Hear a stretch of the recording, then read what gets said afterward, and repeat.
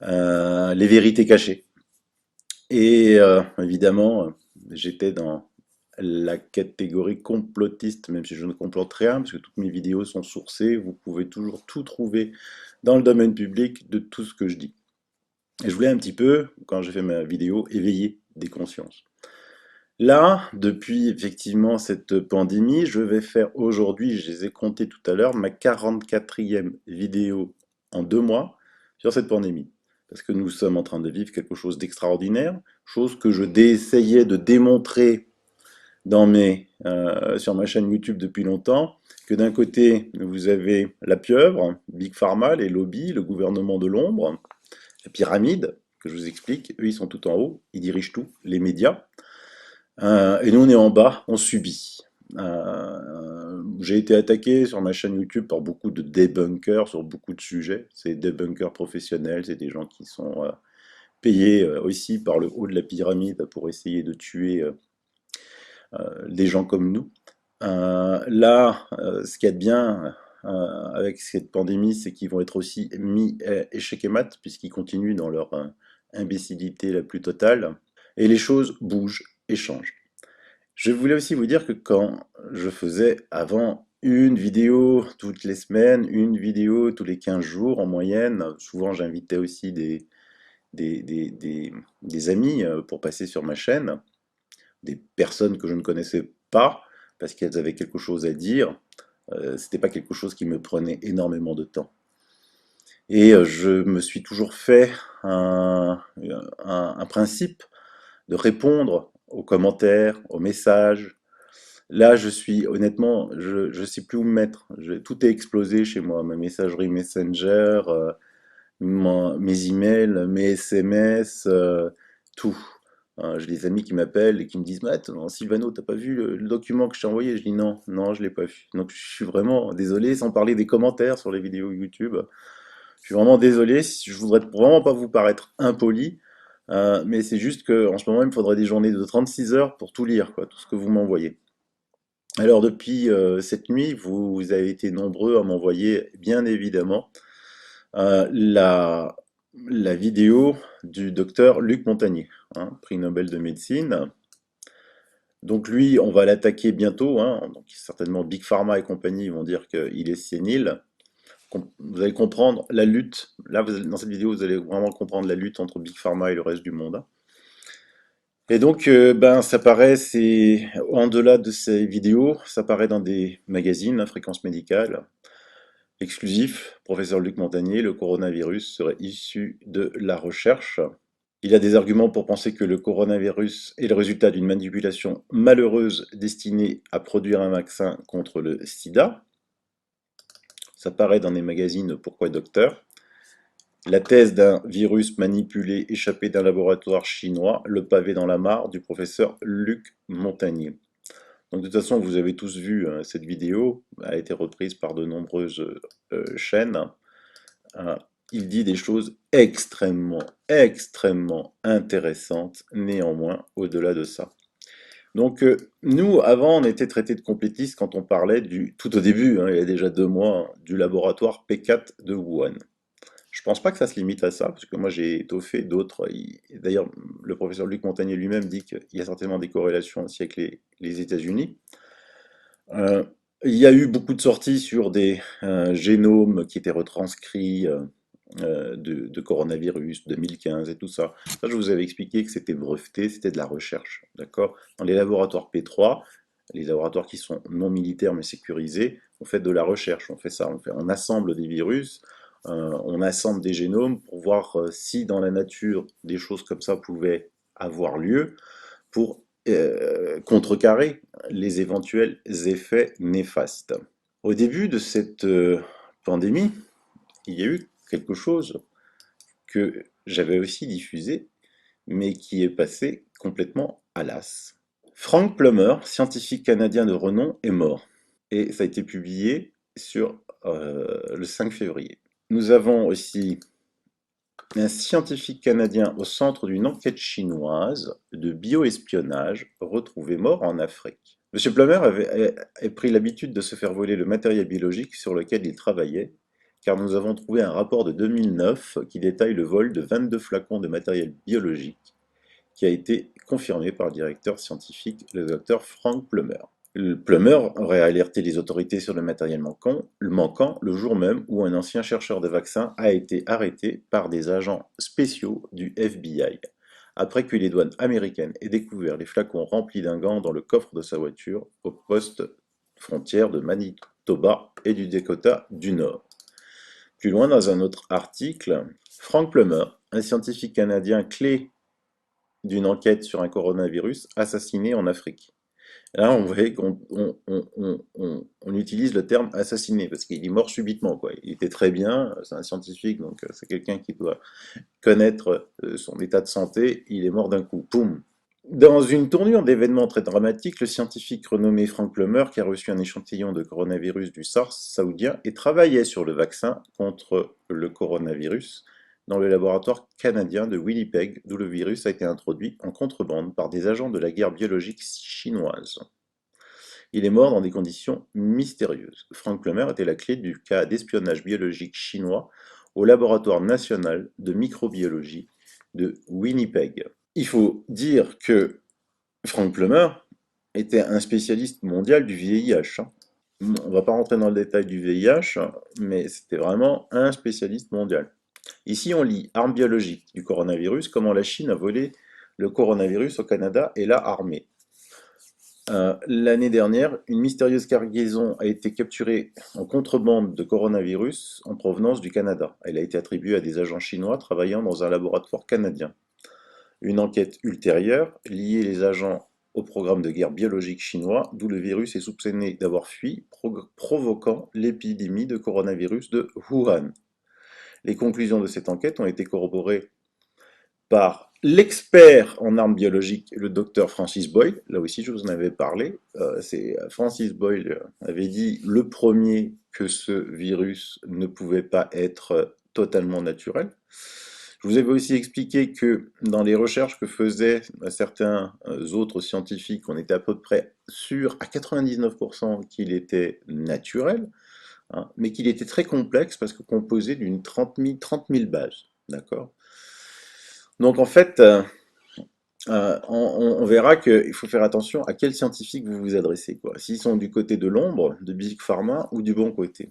Et donc, le docteur Francis Boyle, qui a rédigé une loi, la loi sur la Convention sur les armes biologiques, suivie par de nombreux pays, le rapport a provoqué une grande controverse internationale et est activement supprimé par une section des médias traditionnels. Médias traditionnels, l'on verra aussi, qui sont sous les ordres de Big Pharma. Et donc il y a tout un dossier que je mettrai dans les liens, qui font le lien entre le Wuhan Institute of Virology, les armes biotechnologiques, l'assassinat de Frank Plummer. Et donc, vous avez maintenant ce que dit le professeur Luc Montagnier. Bah, s'il y a une séquence du VIH là-dedans, on comprend pourquoi lui, Frank Plummer, qui avait reçu des échantillons de coronavirus, comme c'était un spécialiste mondial du VIH en train de travailler activement sur le VIH, je pense que lui, il avait tout de suite trouvé que ce virus n'était pas du tout naturel et qu'il y avait une séquence du VIH dedans. Et donc on l'a tué, quoi. L'autre chose très intéressante que dit Luc Montagnier, il dit que le virus faiblit. Alors, retenez bien ça, parce qu'on va le retrouver souvent dans le cours de l'émission. Et que tout devrait rentrer dans l'ordre, même si on ne fait rien. Hein. Et il parle d'ondes pour arranger les choses. Et là, si quelqu'un connaît le professeur Luc Montagnier, sans prétention aucune, on pourrait lui envoyer mon émission que j'ai faite avec Jérémy Donnen en allant le voir sur Metz avant que l'on soit confiné sur la bio électrophotonique. Et donc dans cette émission, on vous mettait un son, des ondes donc, capables de détruire ce virus. Voilà. Et ça, c'est de la médecine russe. Et le fait que le professeur Montagnier en parle, c'est quand même assez étonnant. Parce qu'il dit on pourrait éliminer des séquences complètes grâce à des ondes. Et il dit aussi, le professeur Montagnier, parce qu'évidemment, on va commencer à l'attaquer, hein. On va le traiter de sénile, on va traiter qu'il est déconnecté, qu'il ne sait rien. Ça, c'est l'attaque classique première des débunkers. Et quand le journaliste lui demande, mais tout ce que vous dites là, nous, bon, on peut pas le vérifier, mais ça fait un peu complotiste. Il répond le plus naturellement du monde, ce que je vous dis moi depuis 44 émissions, les complotistes, ils sont de l'autre côté, de l'autre côté. Ils sont quand vous allumez la télé, écoutez la radio. D'ailleurs, pour vous le prouver, petite démonstration. Grâce à l'excellent travail de la chaîne YouTube Demos Kratos, que je vous recommande et que je mets dans les liens, je me permets de te piquer ton émission, mais c'est pour le bien de tous. Et merci, bravo pour ton travail. Et évidemment, je mets dans les liens ta chaîne. Regardez, écoutez bien. J'avais envie de faire une petite vidéo pour vous montrer à quel point les journalistes subissent des pressions des lobbies qui sont toute la journée sur le plateau. Regardez bien cette vidéo. Il y a le professeur Perron qui défend le Didier Raoult et on va voir ce qui va se passer après. Regardez bien. Une absence de traitement, l'hydroxychloroquine marche. L'étude de Raoult, au début on s'est moqué de lui, il y a 24 malades. Après il y en a 80, c'est n'importe quoi. Maintenant il en a 1000 et il en a traité 2000. Moi ce qui me frappe dans l'étude de Raoult, si vous regardez même la première publication, c'est la chute de la charge virale. En 5-6 jours, il n'y a plus de virus. Alors que toute l'histoire de l'épidémie depuis le début en Chine, le virus il reste 1, 2, 3, voire même quelquefois au-delà de 3 semaines. C'est plié, c'est démontré. Il faut arrêter de dire qu'il n'y a pas de preuves scientifiques. Après, sur les signes cliniques, c'est vrai qu'au début... Regardez-le, regardez bien. Regardez comment il la montre du doigt, qu'il la regarde. Regardez dans l'état qu'elle arrête toute discussion. Je remets en arrière. Vous allez pouvoir voir de vos propres yeux. Depuis le début en Chine, regardez bien ses yeux et comment il la montre du doigt pour la faire taire, pour arrêter toute discussion. Il faut arrêter de dire qu'il n'y a pas de preuves scientifiques. Après, sur les signes cliniques, c'est vrai qu'au début, dans regardez, il n'a pas pu donner tout le détail, il va les donner. Il la menace, il la regarde et il la montre du doigt, elle est effrayée. On le voit clairement, elle a tout vu. Vous commencez à comprendre. C'est grâce comme ça à tous les chercheurs de vérité, tous les lanceurs d'alerte, qu'on va les mettre à jour. Mais pas que. Pas que. Parce que, comme vous l'avez entendu, le docteur Luc Montagnier a dit, quoi qu'il arrive, le virus va faiblir. Et oui, et ça c'est quelque chose de très important. Je vous reprends une étude qui a été faite par un virologue italien. Donc en fait, la traduction c'est coronavirus du virologue. La maladie perd de sa force. Nous pourrons vivre avec elle. C'est l'analyse du professeur Pelloux, l'un des architectes du modèle vénitien.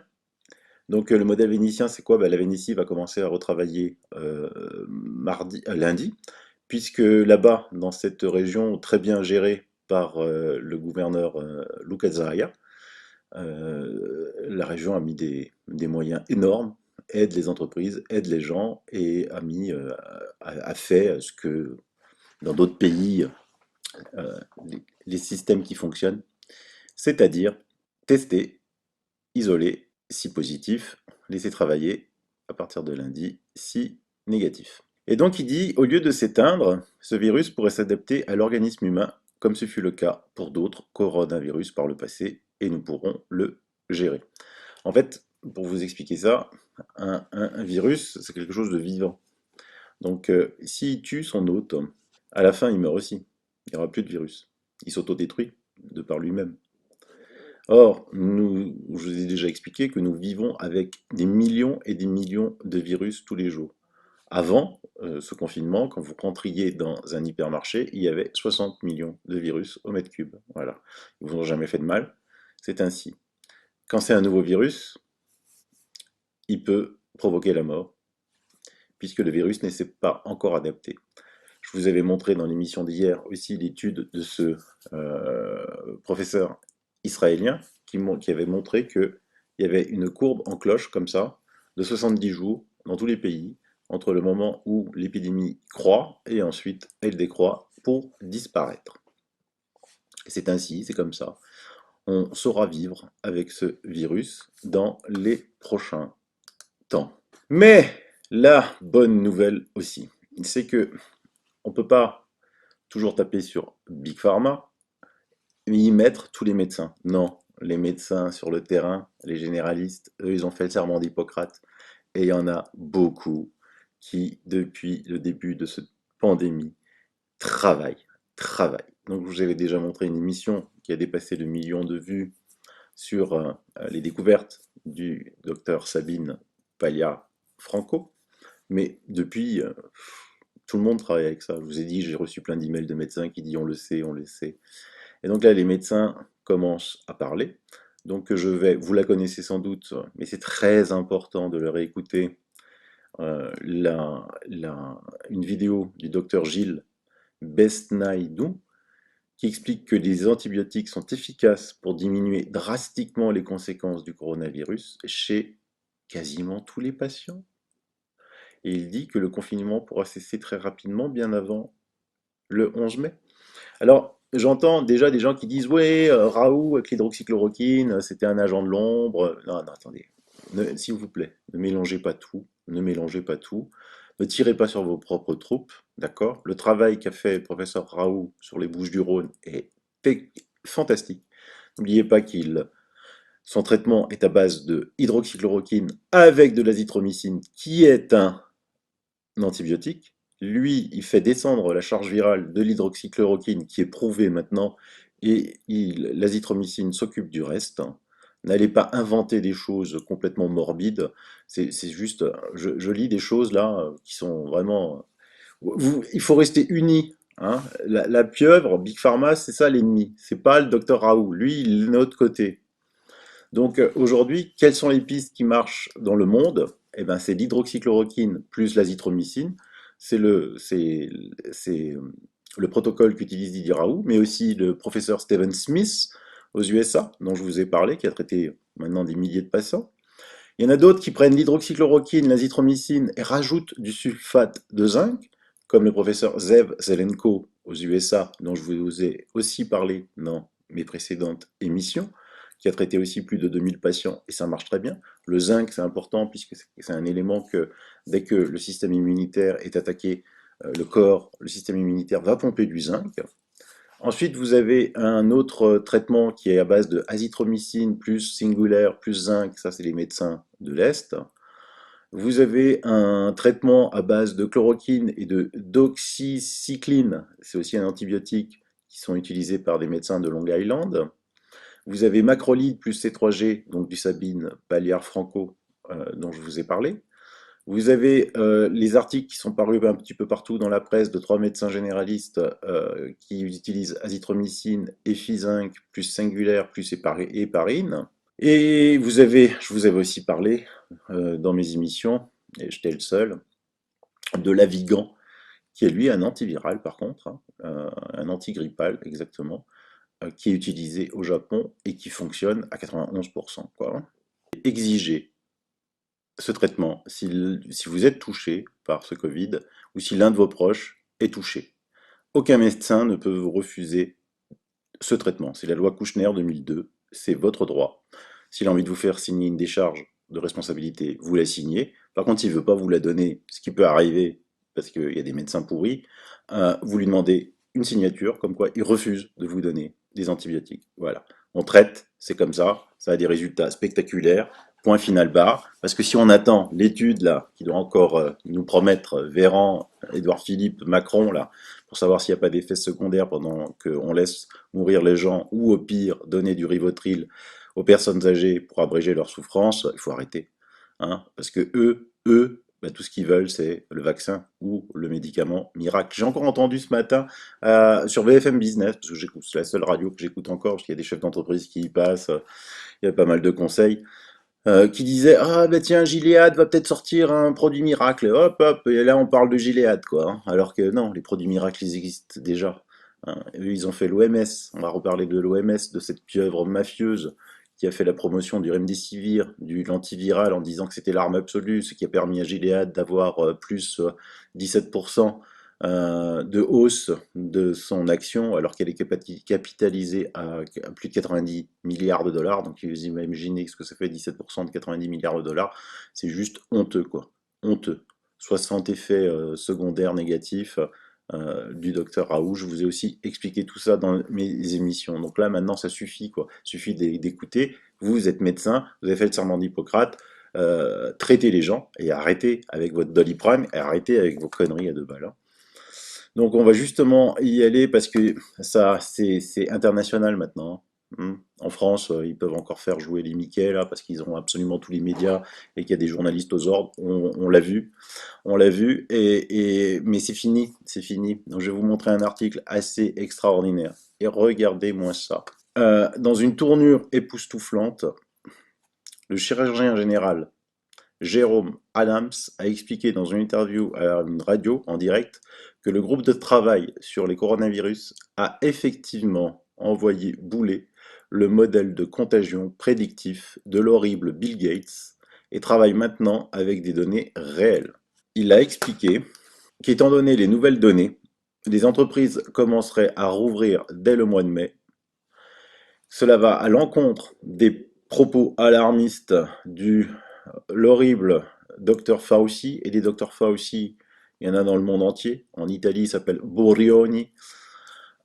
Et de Bill Gates qui ont fait une tournée des médias menaçant le public que les entreprises ne peuvent pas rouvrir pendant 6 mois à 1 an. Vous vous rendez compte ce que dit ce mec-là, Bill Gates? Que les entreprises ne peuvent pas rouvrir pendant 6 mois à 1 an?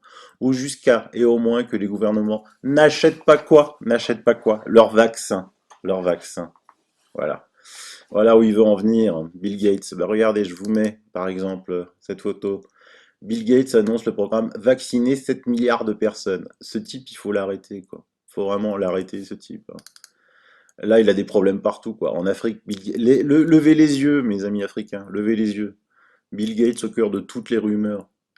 Ce type est un psychopathe. Je pèse mes mots, c'est un psychopathe. Avant cette volte-face, qui semble être revenue comme un ordre de l'administration Trump, hein, en consultation avec les conclusions du docteur Adams, le groupe de travail travaillait avec des modèles prédictifs qui avaient été créés par Bill Gates, qui évidemment domine l'OMS, et par le contrôle du docteur Fauci.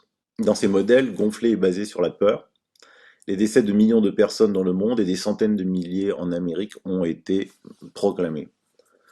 Donc c'est tout ce qu'a fait Bill Gates, tout ce qu'a fait l'OMS ont servi de base à ce que de nombreux experts ont qualifié maintenant de réponses extrêmement disproportionnées. Auparavant, ce groupe de travail travaillait sur des modèles prédictifs, fréquemment critiqués en raison de leur tendance à exagérer l'effet possible du virus sur les États-Unis. Les modèles prédisaient la mort de millions et de centaines de milliers de personnes en Amérique, car les données en temps réel montrent que le nombre de décès est beaucoup plus faible. Adams a déclaré que les modèles prenaient généralement des données de différentes cultures et endroits à travers le monde, mais qu'ils étaient en mesure de suivre plus précisément ce qui pourrait se produire aux États-Unis sur la base de données réelles recueillies dans des endroits comme, par exemple, New York qui a été très impacté, ou la Californie. Nous suivons ces données tous les jours et nous donnons ces données aux communautés afin qu'elles puissent prendre des décisions éclairées et intelligentes sur le moment et le lieu de la réouverture. Je suis convaincu que certains endroits commenceront à rouvrir dès le début mai. Ça sera peut-être pas le cas partout, ça sera morceau par morceau, parce que bah, vous avez vu la cloche, hein, 70 jours, donc il y a des endroits, les États-Unis c'est vaste, hein. Donc on peut pas l'ouvrir en même temps. Du reste, en France, je ne comprends pas que des départements pour 2 morts au coronavirus soient complètement confinés. Ça me dépasse. Il suffit de dire aux gens de ne pas sortir du département. Adams a fait l'éloge, oui, de la Corée du Sud et de Singapour, qui ont fermé leurs frontières très tôt, tout comme les États-Unis l'ont fait. Mais il dit qu'il y avait des leçons apprises dans tous les mensonges. Et pourquoi il ne l'avait pas fait? C'est parce que l'OMS, cette pieuvre mafieuse, bah, a dit que des conneries. N'a dit que des conneries. Elle n'a fait que relayer ce que les Chinois disaient. Aucune preuve de transmission du virus entre humains. Ça, c'est ce que l'OMS déclarait le 14 janvier. Le 14 janvier. Alors que nous, on voyait des vidéos de fin du monde de la Chine, quoi, hein.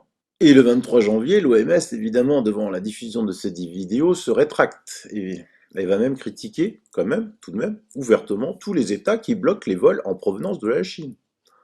L'OMS a dit que ces États étaient des États voyous. Vous vous rendez compte, l'OMS, l'Organisation mondiale de la santé, d'abord elle raconte des conneries, que le virus ne se transmet pas entre humains. Ensuite, elle dit que, le 3 février, elle dit, mais pourquoi vous interdisez les vols qui viennent de Chine? Alors que nous avions tous des vidéos sur ce qui se passait là-bas. Et l'OMS n'envoie en Chine une équipe d'experts que le 12 février, tout en censurant volontairement toutes les informations venant de Taïwan, car la Chine ne reconnaît pas le droit à Taïwan de faire partie de l'OMS parce qu'elle dit Taïwan appartient à la Chine.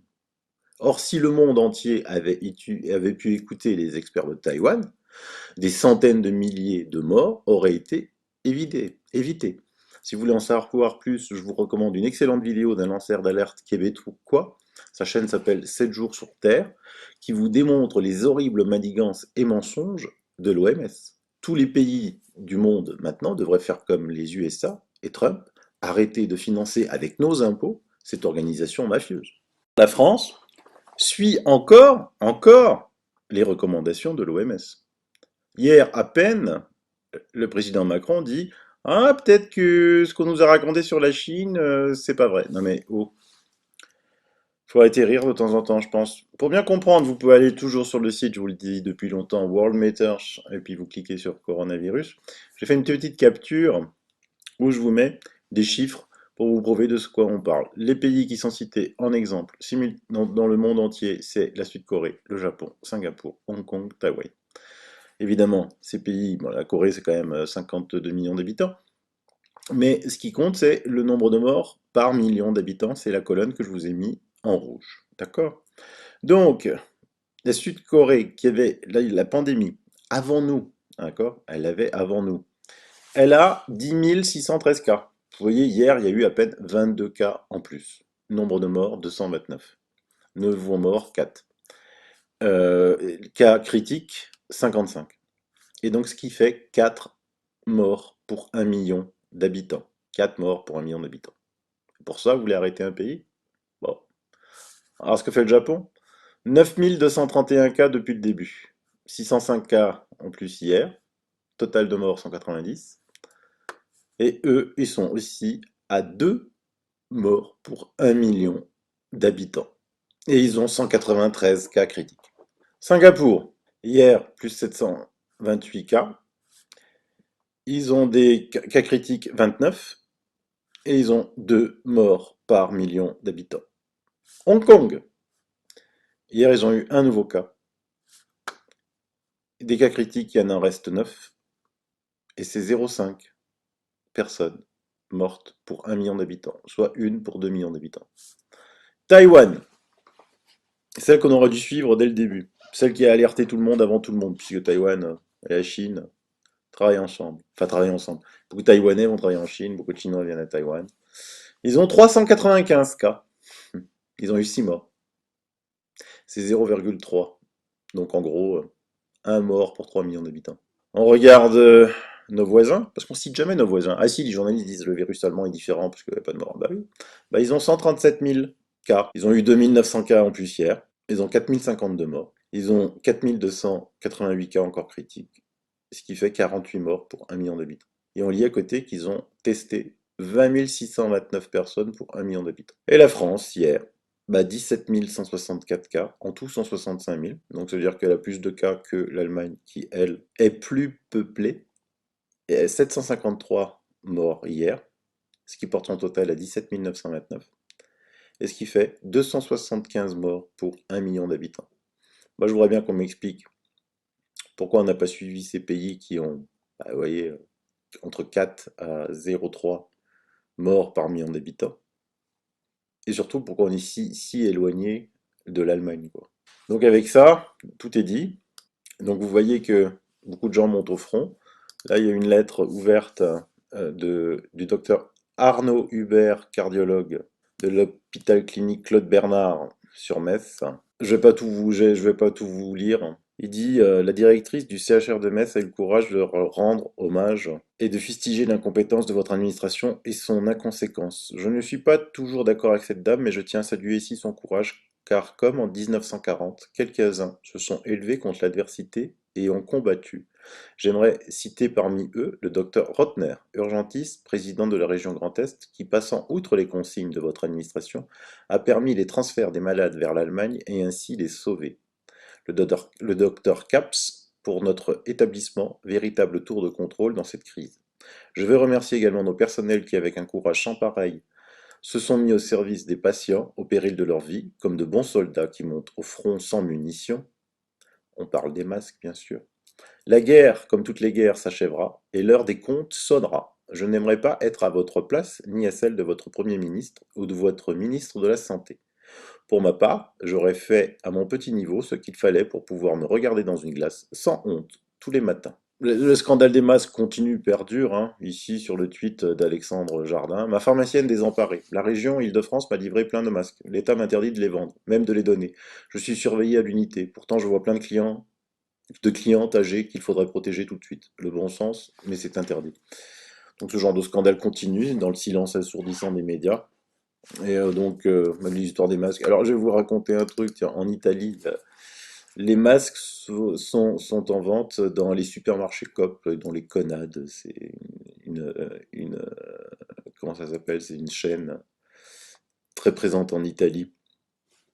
Et donc, ils ont décidé de faire des prix fixes, hein, euh, pour pas qu'il y ait de... Voilà. Donc, en Italie, on vend des masques dans les Coop. Je vous avais déjà montré des émissions où, quand vous alliez sur eBay.fr, il n'y avait rien, que vous alliez sur ebay.de, Deutschland, vous aviez des masques à volo. Là, vraiment, c'est la faillite totale de ce gouvernement. Va falloir bien qu'il rende des comptes, ça c'est certain. Alors évidemment, il va essayer de nous laisser confinés, hein, il laisse dans l'espoir de faire attention, mais bon, tout le monde ouvre. L'Italie, je vous l'ai déjà dit, ouvre, l'Allemagne va ouvrir, le Luxembourg, ça y est, déconfinement, pourquoi le Luxembourg prend le chemin inverse de la France? Xavier Bettel, Premier ministre du Grand-Duché, détaille un plan de déconfinement dès le 20 avril, prenant le contre-pied de la stratégie d'Emmanuel Macron. Et en plus, dans tous les domaines, hein, il prend le contre-pied de la stratégie de Macron, parce que c'est quand même 22 jours d'avance, hein, par rapport au 11 mai. Pas sûr de Macron. Il dit que ben, dès qu'il les classes terminales, les universités, les BTS, tout le monde reprendra le chemin des facultés des lycées dès le 4 mai. Bon, voilà.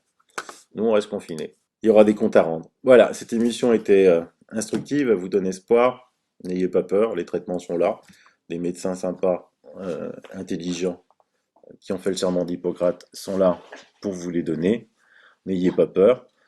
Euh, Sachez, vous apprenez la grande leçon là, que tout ce que vous voyez à la télé, c'est juste des fake news. C'est la télé payée par les labos, par Big Pharma, par ses recettes publicitaires. Ne pensez pas que les Big Pharma, une fois de plus, c'est que les laboratoires. Non, c'est les entreprises phytosanitaires, cosmétiques, des parts dans tous les médias. Ils contrôlent les médias, ils contrôlent la presse.